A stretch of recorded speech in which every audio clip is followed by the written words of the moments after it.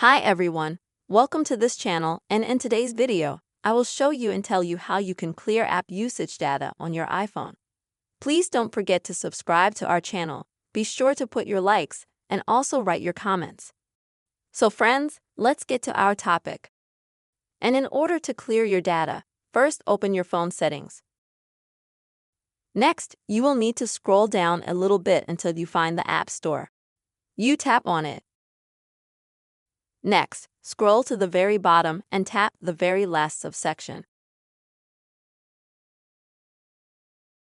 And here you'll find a section called Clear App Usage Data.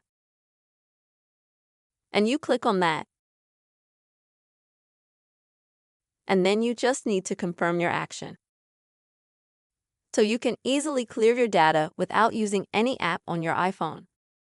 Friends, I really hope this video helped you and was helpful for you.